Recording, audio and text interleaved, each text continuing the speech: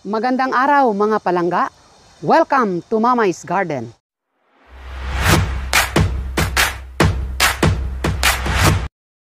Ako po si Mamay Flor, isang plant enthusiast. Ang channel na ito ay tungkol sa pagpaparami, pag-aalaga at iba pang usapin na may kinalaman sa halaman. Sa araw na ito, tayo ay mag-propagate ng mga vining philodendron.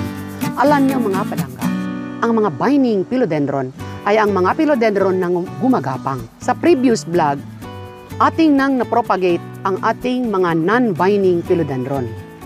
Sa araw na ito, ang ating focus naman sa pag-propagate ay ang mga vining philodendron. Nasa harap natin ang mga paso, mga palangga. Meron siyang mga maliliit na paso at meron ding malalaki. Dahil ang ating mga vining philodendron, meron siyang maliit at meron ding malaki. Bali, 4 na uri na vining philodendron ang ating i-propagate sa araw na ito. At meron din tayong maraming lupa na nandito mga palangga.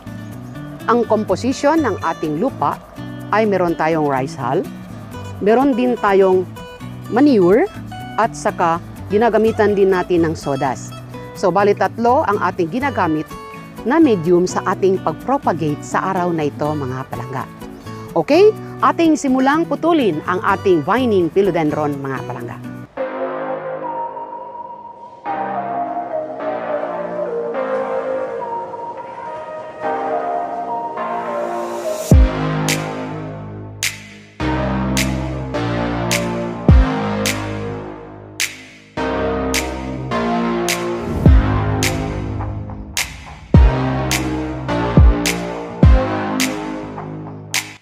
Mga palangga, ito yung ating Epiprenum pinnatum aurea. Alam nyo mga palangga, ito hindi pa nakaabot ng 1 year. Binigay ito ng aking anak sa Zamboanga. At ito na siya ngayon, napakaliit lang binigay niya sa akin. At madali siyang lumaki mga palangga. Ito'y variegated with yellow. Ayan siya. Sabi nila, ito daw din ay maganda ring mga vining philodendron at isa din siya sa mga rare na mabenta din kapag ating ibenta.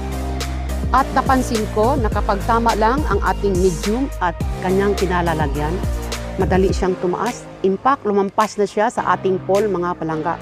Kaya kailangan na siyang putulin at ating i-multiply ng napakarami ang ating pinnatum aurea mga palangga.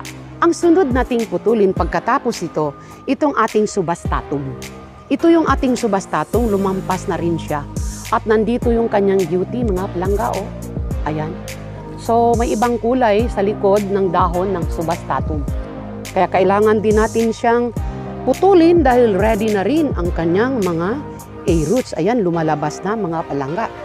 So, pagkatapos nito, doon naman sa kabila, meron pa tayong jungle boogie at saka mayui na ating ding i-multiply mamaya.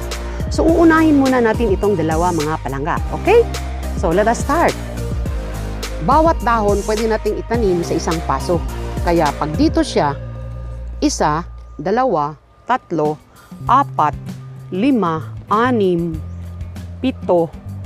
8, 9. Bali, 9 pots mga palangga. Ang bawat cut din ay meron siyang nodes. Take note na kapag putulin natin, meron siyang nodes at saka A-roots na dyan din lalabas yung mga bagong sibol na dahon sa nodes niya. Kaya siguraduhin natin na meron yon at meron din siyang mga A-roots na kasama kapag atin siyang itanim mga palangga. So sisimulan natin, dito natin siya puputulin. Ayan. Kaya tanggalan natin ito ng tali. Dahil nakatali siya mga palangga, parang hindi makawalan. So, andito na siya. In fact, dumidikit na pala siya sa kanyang pole. So, ayun mga palangga, napakahaba niya. Napaka-healthy at napakahaba. At maganda din ang kanyang variegation. Ang sunod mga palangga, yung ating subastatum. Ang ating subastatum, pwede na din siyang i-top cut dito. Okay, dito.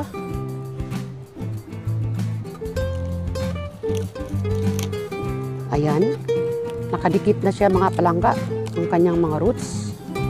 Oh, dikit na masyado. So, kailangan din natin siyang paramihin para someday naman makabenta din tayo nito. Madali lang ito mga palangga. Madali siyang mabuhay, madali din siyang dumami. So, ayun siya. Sa bawat din mga air roots na meron din siyang nodes kung saan maglalabas yung kanyang mga dahon. Ayan siya. So, dito natin siya putulin para dito ito yung itirik natin. Tapos dito naman, tapos dito, tapos ito mga palangga. So, bale 1, 2, 3, 4 ding puno. 4 na puno ito. Ayan siya mga palangga. So, okay. Sa susunod na naman.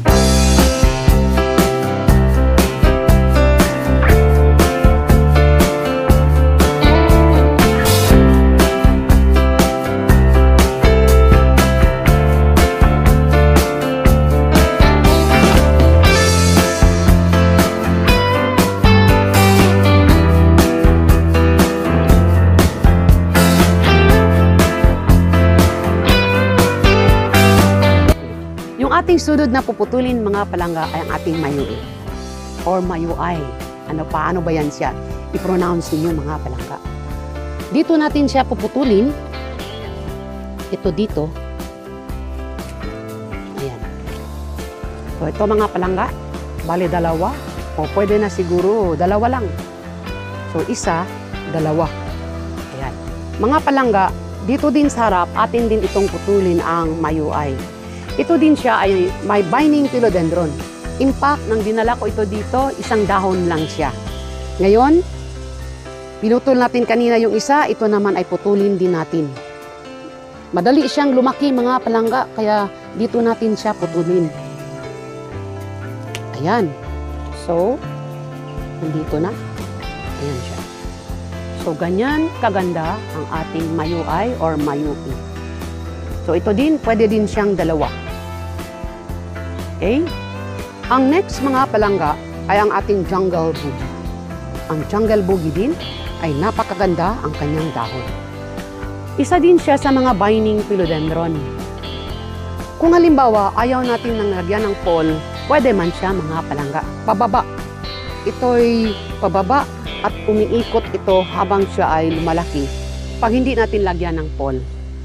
Ngunit kung gusto din natin na magkaroon siya ng magandang direksyon, matrain natin ang tanim, nilalagyan natin ng pole para pataas siya mga palangga.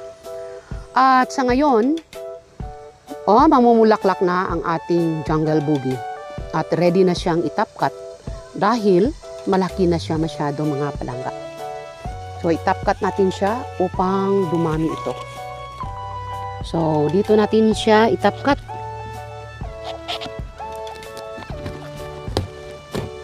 Ayan. Masyado na siyang nakadikit sa puno mga palangga. Hindi siya delikado. Ngunit huwag din natin siyang ilantad sa init ng araw. Ayaw din niya ng init ng araw. Yan. So ayan yung natira. After how many, mga 3 weeks yan, meron naman siyang bagong sibol na anak. Ayan siya. So ito na mga palangga ang ating 4 na binding philodendron. Unang-ina, ito ang ating jungle boogie. Ang ating jungle boogie ay pwede natin siyang putulin into 1, 2, 3. Mga 3 paso din siya. Kaya meron tayong nakahandang malaking paso dito dahil malaki ang ating jungle boogie na binding philodendron. Tapos ito naman, malaki din siya mga palangga. Kaya kailangan din siya sa malaking paso. So, bali 2 puno din ito. Itong ating mayuay, ha? Tapos, iron pa mga palangga. Meaning to say, bali 4, pwede nating gawin. Tapos, itong ating subastatum, malaki din ang dahon. Kaya hindi siya pwede dito sa maliit na paso mga palangga. Dahil malaki ang ating subastatum na binding philodendron, kailangan malaki din ang paso na ating kalalagyan sa kanya. Kung napapansin natin mga palangga, napaka-healthy ng ating subastatum. Ayon ang sa likuran, makikita natin na napakaganda ang kanyang mga kulay at napaka-verde. Hindi siya talaga nasusunog. Dahil nakalagay siya sa pwesto na matamaan siya ng araw, ngunit meron tayong net na protected. Indirect sunlight ang gusto nila mga palangga. Okay? So sa malaking paso din natin ito ilalagay. Ang pang-apat mga palangga, itong ating tinatawag na Epipremnum aurea. Alam nyo, itong ating Epipremnum, napakarami nito. Dahil maliit ang kanilang mga dahon, maliit na paso ang ating kalalagyan. So ito ay yung ating uunahin mga palangga. Ating putulin ito into, simulan natin. Ito, meron itang node at saka nandito yung kanyang A-roots. So dito siya pwede. So isa. Ito naman, nandito yung kanyang mga A-roots. Dalawa. Ito naman, ayan mga palangga. Tatlo. Tapos, to 4. Ito naman, 5. Tapos, 6. Ito. 8. Siyam, mga palangga. Ayan. So, yan ang ating Epipremnum aurea. Napakaganda ito, mga palangga, na binding philodendron dahil yung kanyang mga variegation ay napakaganda. Nung hindi pa siya matured, napapansin natin na wala siyang butas. Ngunit kapag magmamatured na siya, ganito na siya mga palangga. Meron ng butas-butas ang kanyang mga dahon at ang kanyang variegation ay manatili siya mga palangga. So ayan mga palangga, yung ating subastatum, puputuli na natin. Dahil malaki sila, kutsilyo talaga ang ating gagamitin. Ayan, 1.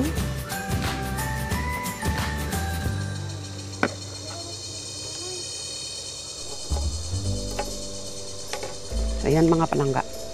1, 2, tapos 3,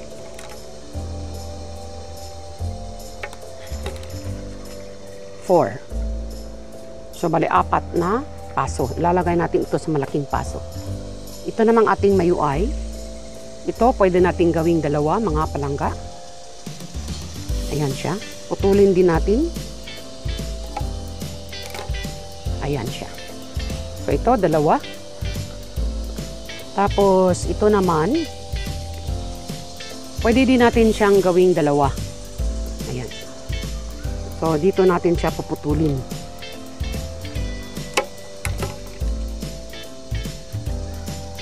So, ayan mga palangga.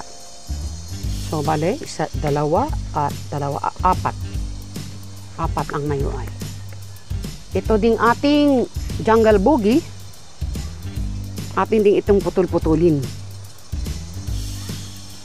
So, pwede natin siyang gawing 1, 2, 4 din.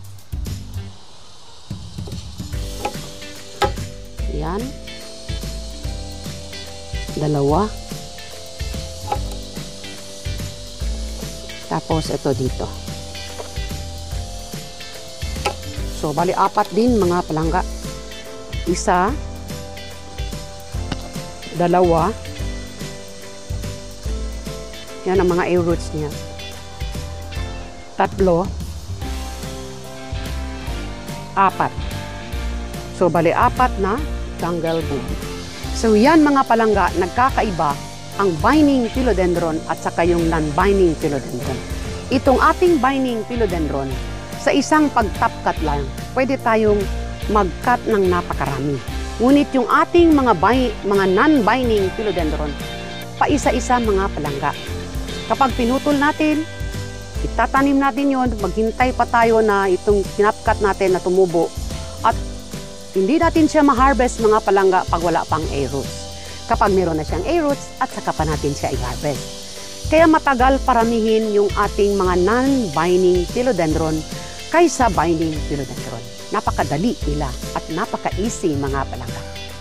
So yan. So magsisimula na tayong magtanim sa ating mga binding philodendron.